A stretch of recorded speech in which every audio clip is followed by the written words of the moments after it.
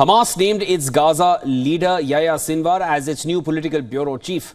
Sinwar will be the successor to former political chief Ismail Haniyeh, who was based in Qatar, who was assassinated in Tehran just last week. Now, the Hamas group announced the selection of Commander Yahya Sinwar in a brief statement.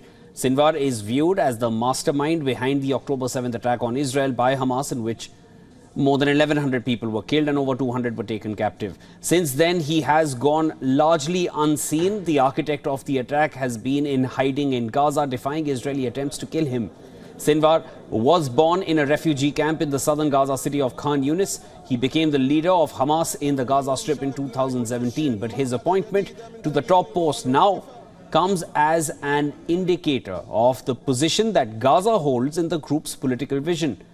Analysts say this choice puts Gaza front and center of the dynamics in the Hamas movement, not just in terms of the events on the ground, but also politically. Sinwar will now call the shots on a possible ceasefire. He will now be expected to have the talks that Ismail Haniyeh used to have for Hamas. And Israel needs to face him for a solution to the war. US Secretary of State Antony Blinken has also said that Sinwar will be the primary decider on a ceasefire, emphasizing that the United States has communicated to both Iran and Israel that conflict must not escalate. Blinken also said talks to achieve a ceasefire and hostage deal have reached their final stage. With regard to Mr. Sinwar, he has been and remains the primary decider when it comes to concluding a ceasefire. And so I think this only underscores the fact that it is really on him to decide whether to move forward with a ceasefire. In this choice that is set to determine the group's future, other Hamas leaders who were seen as potential replacements for Haniyeh have lost out. The most significant of them was Khalid Mishal.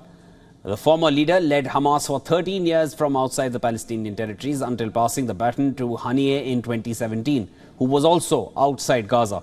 But the movement appears united around the choice of Sinwar, who is based very much inside Gaza. According to reports, Mishal has backed Sinwar in loyalty to Gaza and its people.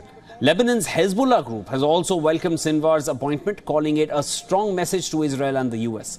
Meanwhile, Israel's military spokesperson Daniel Hagari has said that there is only one place for Yahya Sinwar, and that is next to the militants behind the October 7th attack and those who have already been killed.